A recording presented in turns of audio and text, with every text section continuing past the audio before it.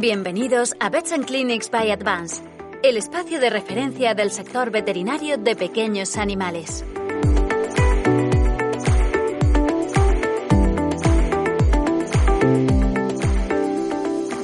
Muchas gracias, Luis. Y bueno, gracias a todos por venir y gracias a Affinity también por patrocinar estas charlas.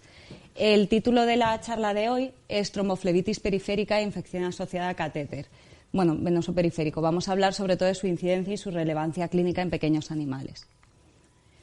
Este es un tema que, bueno, creo que es de vital importancia, ya que nos afecta a todos en mayor o menor medida, y creo que en el campo de la veterinaria hay muchas veces que no se le da la importancia necesaria. Cuando colocamos un catéter periférico, bueno, es un procedimiento muy común en la práctica diaria de la mayoría de veterinarios.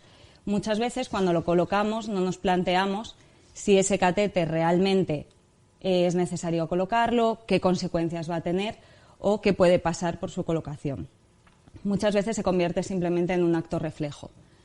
Debido a la implicación clínica que esto puede tener en todos nuestros animales, creo que esto es un tema que todos los que estamos implicados en su colocación y manejo deberíamos conocer.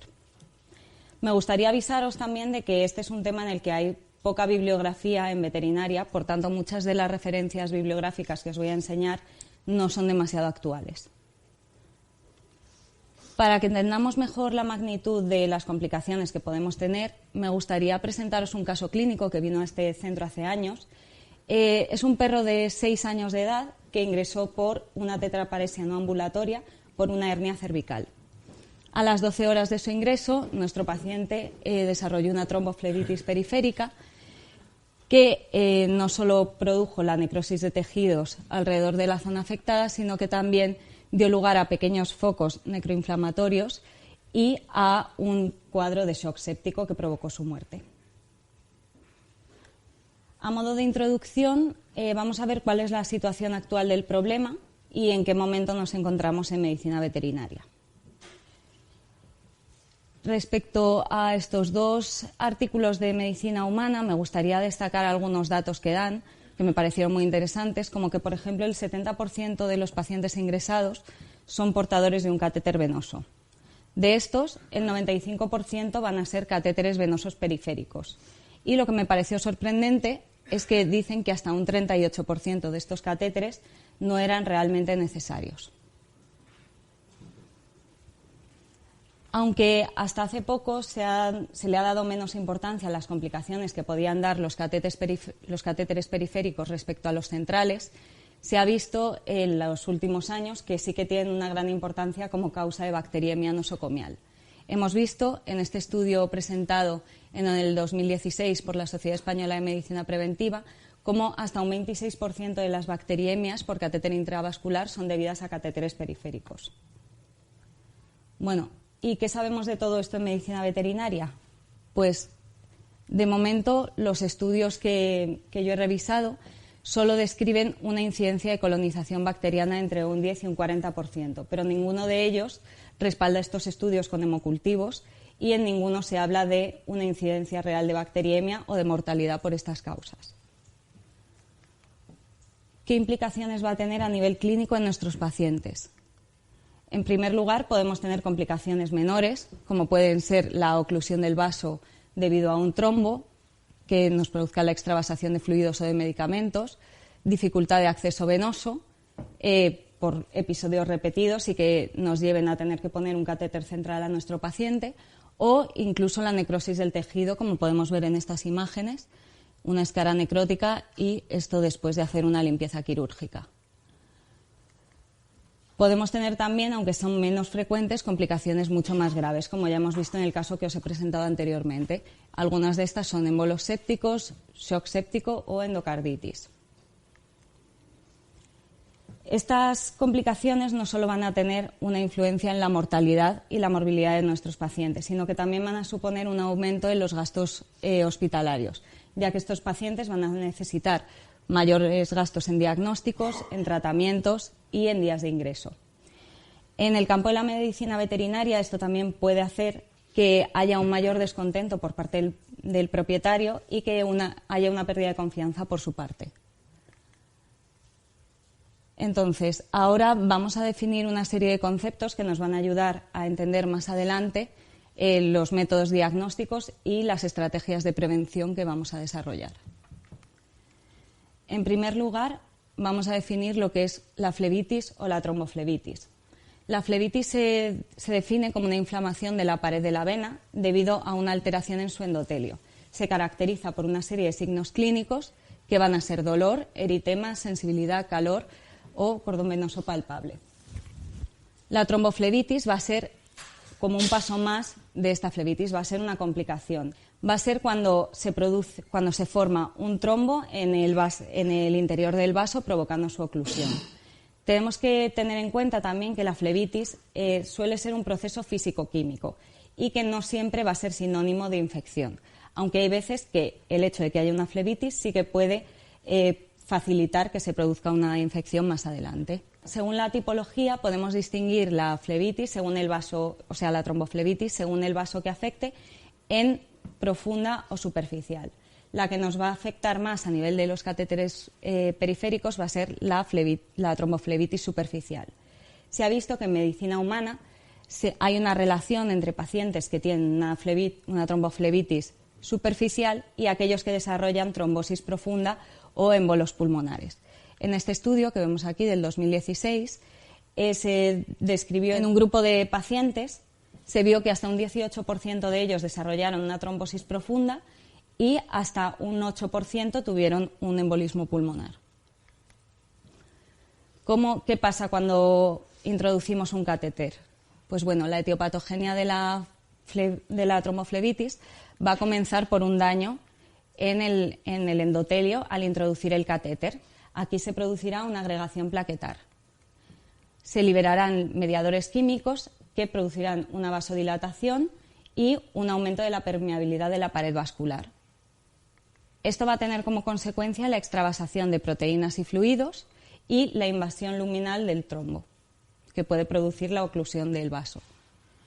Por último, se van a atraer por liberación de mediadores inflamatorios los leucocitos a la zona del daño, que es lo que se conoce como quimiotaxis. Respecto a la etiopatogenia de la flebitis, podemos dividirlo en tres grandes grupos según cuáles son los factores que la desencadenan. Las flebitis de tipo químico se desarrollan por un fluido irritante que va a irritar la pared del vaso. Por ejemplo, son fluidos con un bajo pH o una alta osmolaridad. Como un ejemplo de esto podría ser la infusión de dextrosa. Tenemos luego también las flebitis de tipo mecánico. La flebitis de tipo mecánico. Estas se producen por un daño físico entre lo que es la pared endotelial y el catéter, que por roce puede producir una irritación o una inflamación. Por ejemplo, esto lo podemos ver cuando colocamos un catéter en una zona en la que, por ejemplo, una articulación en la que haya mucho movimiento. Esto puede predisponer a que el catéter roce con la pared endotelial y vaya produciendo esta flebitis de tipo mecánico. Por último, las menos frecuentes son las flebitis de tipo infeccioso o séptico. Son menos comunes, pero son las que van a tener las consecuencias más graves y en las que nos vamos a centrar en esta charla. Cuando tenemos un foco infeccioso, si no retiramos este foco, muchas veces esto puede desencadenar en tener consecuencias más graves como una septicemia. Vale, ¿cuáles son las vías por las cuales se puede contaminar nuestro catéter? Las primeras y más importantes son la colonización directa del catéter.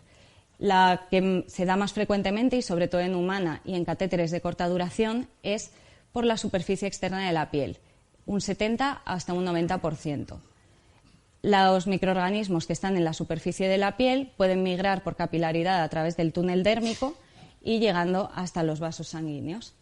Esto suele tener una incidencia de entre un 70 y un 90% de los casos y muchas veces puede ser por microorganismos que estén normalmente en la superficie de la piel o por contaminación, por ejemplo, en nuestros pacientes con heces, orina, otro tipo de secreciones.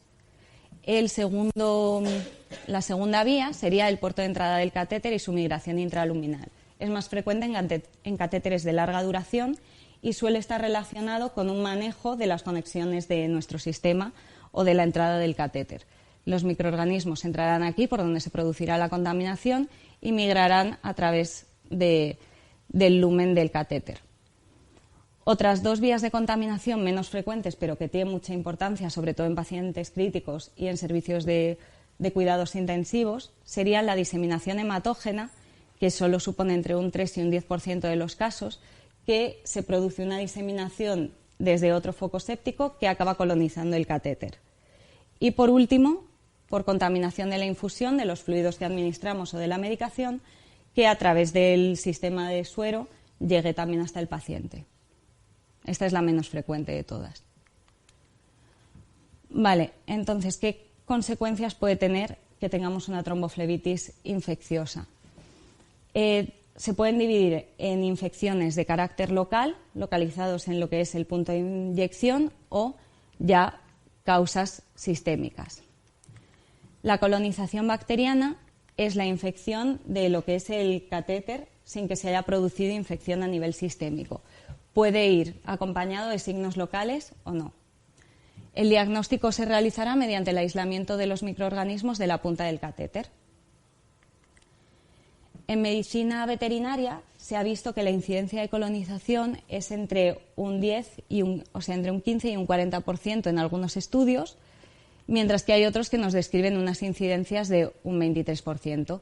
El consenso que he visto entre todos es que se establece entre un 10 y un 40%.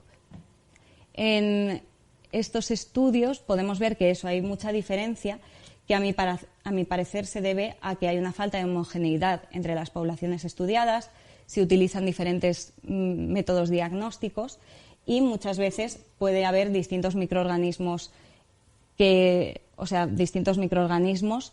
dependiendo del centro en el que se haya hecho el estudio. Respecto a procesos de bacteriemia o sepsis, en primer lugar tenemos que tener un cuadro clínico compatible con una bacteriemia. Cuando aislamos el mismo microorganismo en el catéter y en el paciente, podemos decir que realmente tenemos una bacteriemia relacionada con el catéter. Si simplemente tenemos un cuadro clínico de sepsis sin otro foco conocido, tenemos también un diagnóstico microbiológico del catéter, pero no podemos confirmarlo con un hemocultivo, diremos que probablemente esté relacionada con el catéter, pero no lo podremos afirmar. Por último, tendremos también bacteriemias que estén relacionadas con la infusión, que como ya hemos visto es una vía de entrada de microorganismos. Aquí lo que deberíamos hacer es aislar el mismo microorganismo en el fluido administrado y en nuestro paciente por medio de un hemocultivo. Vale. Ahora, relacionado con la incidencia de la bacteriemia en medicina humana, podemos ver en este estudio realizado en Madrid en el 2019 que hasta entre un 15 y un 30% de las enfermedades nosocomiales en medicina humana se asocian a catéteres intravasculares. Las bacteriemias relacionadas con catéter son la tercera causa de bacteriemia en humana, por detrás de enfermedades de tipo urinario o gastrointestinal. Y por último, se establece que la incidencia de bacteriemia por catéter intravascular es de 0,46 casos por cada 1.000 pacientes por día. Esto puede parecer una cifra muy baja, pero si tenemos en cuenta que en otros estudios describen que la mortalidad por bacteriemia de origen nosocomial en humana puede estar incluso por encima del 25% en algunos casos. Vale, ¿cuáles son los microorganismos implicados? Van a variar bastante dependiendo de la literatura consultada, sobre todo en relación a medicina veterinaria, que como ya he dicho, hay menos estudios al respecto. Sí que hemos podido llegar a algunas conclusiones. En medicina humana vemos que Staphylococcus aureus es uno de los más importantes, no solo por una elevada incidencia, sino también por su elevada mortalidad. Se cree que en medicina humana la mayor parte de los microorganismos implicados son aquellos que se transmiten a través de la piel o del paciente o de los operadores. En medicina veterinaria, sin embargo, se ha visto que hay una mayor incidencia de contaminación a través de secreciones por la alta prevalencia de enterobacterias que se encuentran en la contaminación de los catéteres estudiados. Muchas veces por transmisión a través de, por contaminación de las vías por heces, por orina, vómitos. Otra cosa importante es que en humana se le ha dado bastante importancia en los últimos años a la contaminación fúngica por cándida, mientras que en veterinaria no hay casi ningún estudio al respecto. Un ejemplo es este estudio de veterinaria del 2002, en el que se estudiaba un grupo de animales que estaban hospitalizados con sospecha de parvovirus, en los que se vio que la colonización bacteriana era del 22% de los catéteres y la mayor parte de los microorganismos aislados eran de origen gastrointestinal o provenían del ambiente. En cuanto a los factores de riesgo, va a ser muy importante que los conozcamos, ya que en ellos se van a basar las medidas de prevención. Los asociados al paciente van a ser la piel, a través de la cual ya hemos visto que hay una transmisión directa de microorganismos, enfermedad, ya que aquellos pacientes que estén inmunodeprimidos o tengan más predisposición a formar trombos tienen una mayor predisposición a formar tromboflebitis o a que tengan una contaminación del catéter. Infección, como ya hemos dicho, hay una transmisión que se puede dar desde otro foco infeccioso en el organismo a través de diseminación hematógena. Y medicación, hay algunos estudios en los que se ha visto que pacientes en tratamiento con corticoides van a tener una mayor incidencia de colonización bacteriana de sus catéteres. Este estudio, aunque es bastante antiguo, de veterinaria, es uno de los primeros en los que se definía la importancia de una correcta asepsis de la piel antes de introducir el catéter y cómo esto podía disminuir los riesgos en los días posteriores de ese catéter.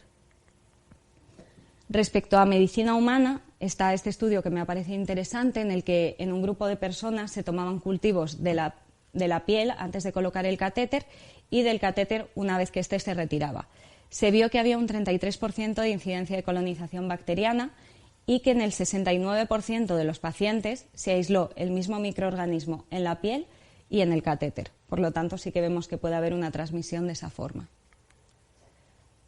En los factores de riesgo asociados al catéter y al sistema de infusión. Bueno, la duración del catéter se ha visto que sí que es una causa, o sea, un factor de riesgo importante, ya que cada día que este catéter permanece puesto hay una mayor posibilidad de que este catéter se contamine. El lugar de inserción, como ya hemos dicho, por ejemplo, zonas de articulaciones van a predisponer a más flebitis de tipo mecánico, pero también lo tenemos que tener en cuenta, sobre todo en medicina veterinaria, si tenemos pacientes postrados, pacientes que no se pueden mover o pacientes con síntomas gastrointestinales como los pacientes con parvo, intentar evitar zonas de mayor facilidad de contaminación como son las extremidades posteriores. En cuanto al material, se ha visto que hay materiales que son más predisponentes a la formación de flebitis o tromboflebitis y que también tienen mayor facilidad de adhesión bacteriana.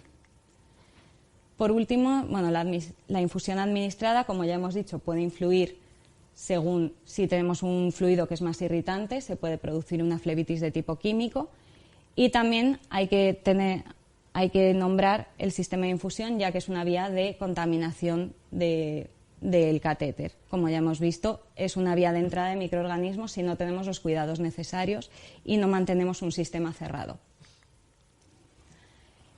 Aquí vemos cómo la nueva tendencia es crear materiales para los catéteres que provoquen una menor adhesión bacteriana y reduzcan la formación de biofilm y la incidencia de flebitis. En aquellos factores asociados al operador van a tener gran importancia la técnica de colocación, no solo por la importancia de mantener una técnica séptica durante su colocación, sino porque también esto va a influir en que se produzca más flebitis de tipo mecánico según la experiencia que tenga el operador. Se ha visto que cuando colocan los catéteres gente con menos experiencia hay mayor incidencia de flebitis de tipo mecánico porque hay más intentos para colocarlo.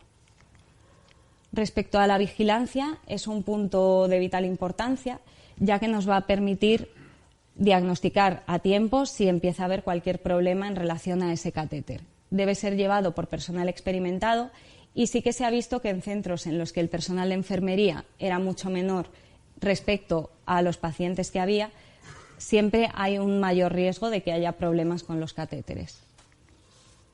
Respecto a la colocación en urgencias, bueno, en situaciones vitales hay veces que el catéter hay que colocarlo de una forma más apresurada y esto tenemos que tenerlo en cuenta una vez colocado para luego retirarlo días antes y no mantenerlo durante tanto tiempo, asumiendo que no se ha hecho con una técnica completamente aséptica. En este estudio del 2018 de veterinaria, hecho en la Universidad Alfonso X de Madrid, se vio en un grupo de pacientes en su hospitalización que los factores de riesgo para una mayor colonización bacteriana era que los pacientes estuviesen en tratamiento con corticoides, que lo hubiese colocado personal menos experimentado, que eran no estudiantes o veterinarios con menos de un año de experiencia, y que esos pacientes ya hubiesen desarrollado signos de flebitis. Respecto al diagnóstico, primero nos basaremos en nuestra sospecha clínica, tendremos un diagnóstico presuntivo basado en los signos clínicos que presenta el paciente. Sin embargo, para poder diagnosticar realmente que tenemos una bacteriemia relacionada con el catéter, para tener un diagnóstico definitivo es necesario hacer técnicas de tipo microbiológico. Normalmente debemos tener un hemocultivo para confirmarlo. Respecto al diagnóstico presuntivo, tenemos signos clínicos sugestivos de flebitis, presencia de fiebre en ausencia de otro foco identificable y podemos utilizar algunos métodos complementarios, como los que se describen en este estudio de veterinaria del 2019, en los que se describe un método de monitorización de esos catéteres por vía ecográfica. Se estudió en un grupo de pacientes hospitalizados en los que se observó el cambio ecográfico de ese vaso desde el primer día que se colocó el catéter hasta que éste se retiró por causas clínicas.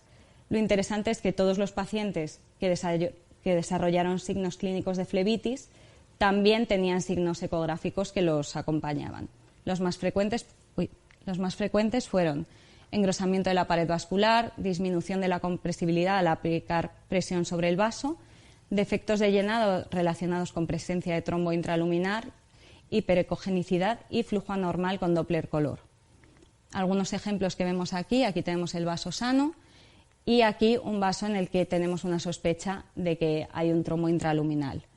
Aquí vemos también vista sagital y transversal de una vena cefálica sana con Doppler color y aquí el defecto de llenado del que nos hablaban por sospecha del trombo.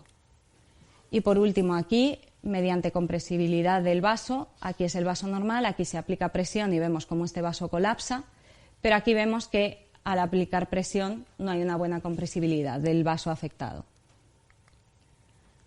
Respecto al diagnóstico definitivo, lo primero es excluir que haya otro foco de infección. Lo segundo sería tener una confirmación por cultivo. Esto se puede realizar por distintos métodos, cualitativos, cuantitativos o semicuantitativos. Vamos a nombrar solo los más importantes.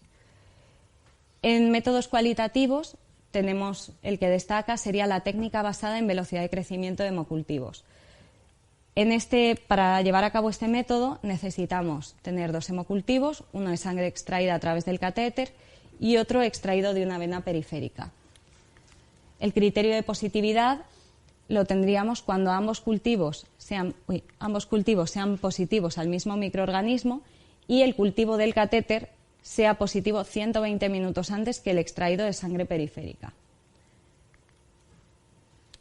Tenemos métodos cuantitativos como este, que se basa en el mismo principio, en el que hay una mayor carga bacteriana en el catéter que en sangre sistémica cuando hay este tipo de infecciones, y se basa en lo mismo. Tenemos que tener un hemocultivo de sangre del catéter, otro de una vena periférica, y cuando ambos cultivos son positivos al mismo microorganismo, tendremos un cultivo extraído del catéter con 3 veces más unidades formadoras de colonia que el cultivo de sangre periférica. Por lo mismo, porque hay una mayor carga bacteriana en el cultivo que extraemos del catéter. Por último, tenemos este método que se emplea en muchos laboratorios por su facilidad de realización y porque no necesita mucho material. Fue descrito por Macchi en 1977 y es el método semicuantitativo de la punta del catéter. Se basa en retirar el catéter, que es lo que lo diferencia de los otros dos, en los que no era necesaria su retirada, y pasaríamos la punta del catéter, la rodamos por agar sangre. El criterio de positividad sería que haya un crecimiento de más de 15 unidades formadoras de colonia y esto sería indicativo de colonización bacteriana. ¿Qué limitaciones tiene? No va a descartar la colonización endoluminal y, como ya hemos visto, hay muchos de los catéteres que no se contaminan por el exterior sino por el interior. Por tanto, hay muchas colonizaciones que no detectaríamos por este método. Vale. En cuanto al tratamiento, cuando tengamos un paciente en el que tenemos la sospecha de que hay una infección, lo que se recomienda en las guías más actuales es que si tenemos un paciente con signos locales, retiremos el catéter y lo coloquemos en otra extremidad. Si no hay signos locales, lo que se recomienda es tomar un cultivo, como lo que hemos visto ahora, y vigilancia en espera del cultivo. Esto puede tener más sentido en catéteres centrales cuya colocación es más complicada o que son pacientes más críticos, pero generalmente si hablamos de catéteres periféricos, la recomendación de esperar tampoco tiene mucho sentido. Muchas veces es mejor quitarlo, hacer el cultivo y podemos colocarlo en otra extremidad si es posible. Siempre que haya signos locales de infección o que tengamos una sospecha de cuadros sépticos en otro foco, habrá que poner antibioterapia de amplio espectro a espera del cultivo. Es importante nombrar que no se recomienda realizar cultivos rutinarios debido a que puede haber una alta incidencia de falsos positivos.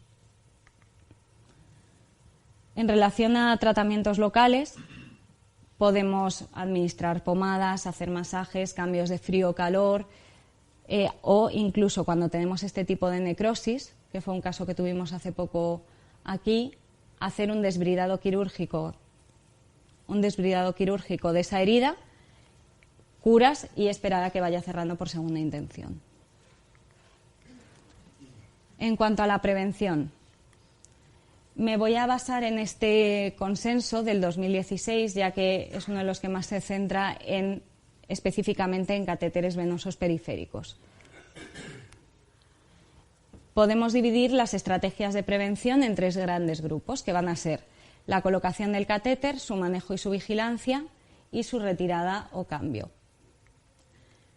En cuanto a la colocación, ¿cuándo ponemos un catéter? Tenemos que hacernos una serie de preguntas.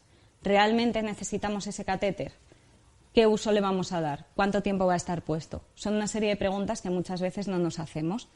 Entonces, antes de colocarlo, siempre pensar si realmente no hay otra vía de administración de estos medicamentos.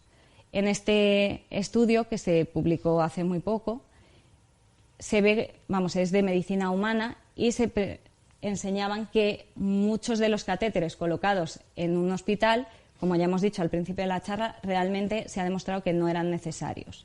Entonces, proponen que si no es indispensable que esos pacientes reciban fluidoterapia o medicación intravenosa, habría que buscar unas rutas de administración alternativas, como podrían ser la vía subcutánea o la vía oral, si es posible con ese paciente.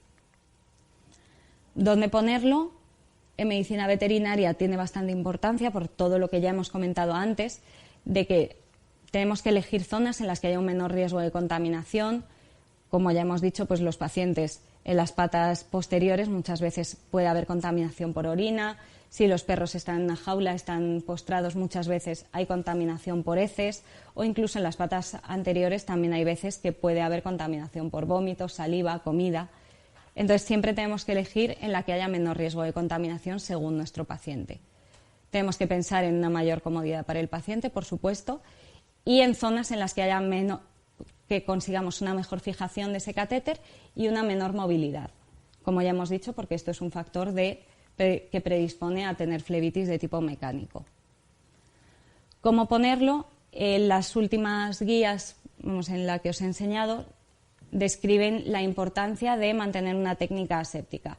Algunos de los puntos a los que les dan más importancia es a la higiene de manos por parte del operador, porque ya hemos visto que puede ser una vía de transmisión de microorganismos. El uso de guantes. Se dice que no es necesario realmente el uso de guantes estériles y, a mi parecer, en veterinaria muchas veces no es necesario el uso de guantes si llevamos una buena higiene de manos. Y, sobre todo, lo importante es que una vez limpiemos la superficie de la piel de la zona de inserción, nunca volvamos a tocar esa zona que ya hemos limpiado. La limpieza se puede realizar con alcohol al 70% o clorhexidina. Se recomienda intercalarlos y se pueden hacer varios ciclos. Y lo que ya he dicho, muy importante, nunca volver a tocar la zona de inserción tras la limpieza. Respecto a la evaluación diaria del catéter, es lo que nos va a ayudar a ver si ese catéter nos está dando algún problema, si realmente debemos mantener ese catéter o si nos debemos plantear cambiarlo. Es muy importante nunca mantener un catéter que no se está utilizando. Es preferible retirar ese catéter, aun sabiendo que a lo mejor a los 2 días lo tenemos que volver a utilizar y volver a colocarlo, que mantener puesto un catéter que no se está utilizando. ¿Por qué? Porque ya hemos visto que cada día que pasa ese catéter puesto va a haber una mayor incidencia una mayor probabilidad de que ese catéter se contamine. Por último, tenemos que revisar que no haya signos de flebitis, infección y de que el catéter funcione correctamente. El vendaje en medicina humana recomiendan su cambio cada 48 horas o cuando éste se ensucia. Para mí en medicina veterinaria esto se debería hacer a diario porque muchos de nuestros pacientes se manchan con heces, con vómitos, la comida, entonces esto me parece excesivo. Siempre hay que retirarlo cuando tengamos sospechas de infección o flebitis o cuando sospechemos que este catéter no está funcionando correctamente para examinarlo.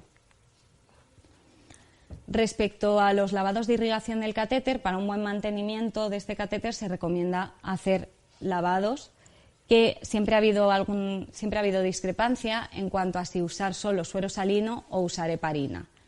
En los estudios que yo he visto, como este de aquí, no se ha visto que haya una diferencia entre el uso simplemente de suero salino o suero heparinizado. Por lo tanto, nuestra recomendación es usar suero salino. ¿Cuándo debemos realizar estos lavados? Pues si nos está administrando fluidoterapia de forma continua, si se para la infusión o para comprobar el funcionamiento del catéter. O si vemos, por ejemplo, aquí que tenemos que el catéter está sucio, habría también que hacer un lavado. Respecto al registro, es importante que mantengamos un registro actualizado, a poder ser de forma informatizada, para que siempre que haya algún problema podamos volver atrás y veamos qué incidencias ha habido con ese catéter. Pondríamos la fecha y el lugar de inserción, una revisión diaria, el motivo de su utilización y su fecha de retirada y causa. Respecto a los sistemas de infusión, las recomendaciones son realizar un cambio programado cada 96 horas hasta un máximo de 7 días. Si administramos productos sanguíneos, alimentación parenteral o soluciones lipídicas, esta sustitución se recomienda hacer a las 24 horas.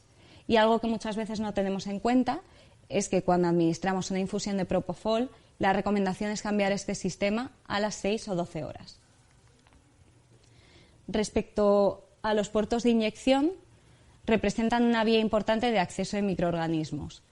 En este estudio del 2019 se vio que hasta un 5,6% de los puertos de inyección, de inyección, mostraban contaminación bacteriana y casi todos ellos por Staphylococcus aureus, más de la mitad, que como ya hemos dicho tiene una gran incidencia de mortalidad en medicina humana. ¿Qué podemos hacer para solucionar este problema? Lo que recomiendan los estudios es la desinfección mediante fricción con alcohol al 70% antes de su uso. Recomiendan también esperar unos 45 segundos a que este se seque.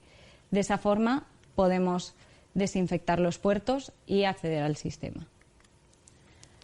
En la actualidad he puesto esto porque me parece interesante, que ya hay nuevos tapones que vienen directamente equipados con una esponja impregnada de alcohol para evitar este tipo de errores entre el personal, en centros en los que realmente hay una falta de adhesión a estas técnicas de prevención.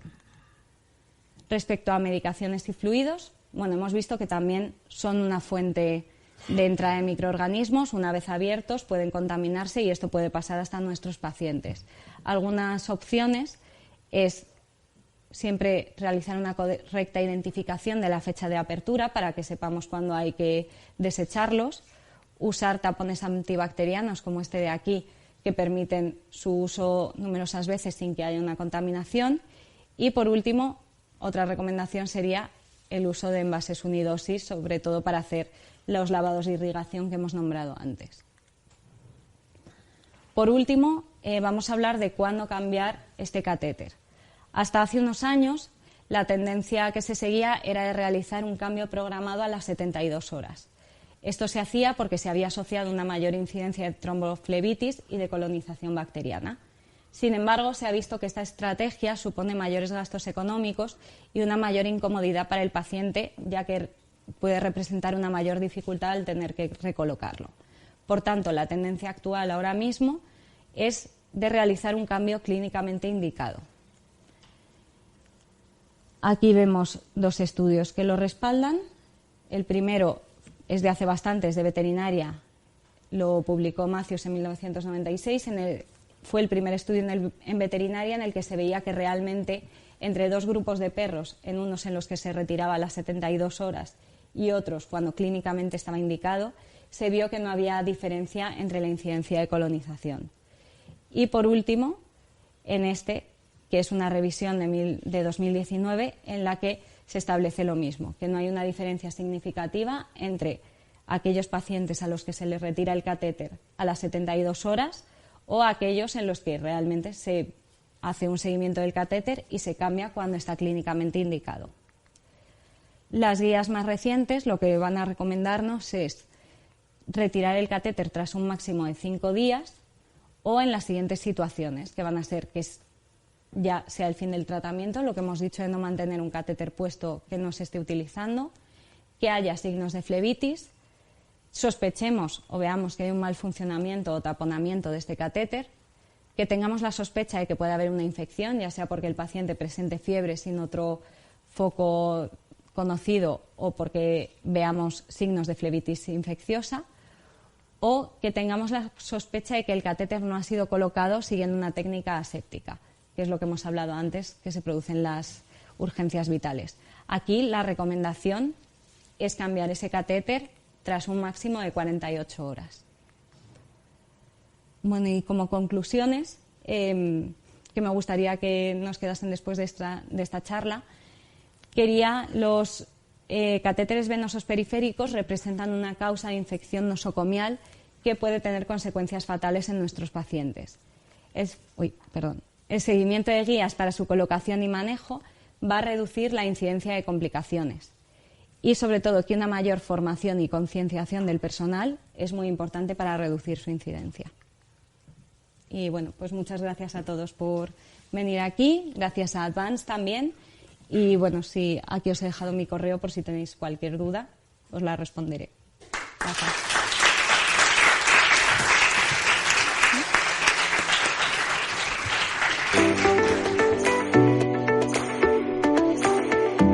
Gracias por confiar en Vets and Clinics by Advance. Suscríbete a nuestro canal y no olvides seguirnos en nuestras plataformas oficiales para estar al día de la actualidad veterinaria. Te esperamos en el próximo episodio.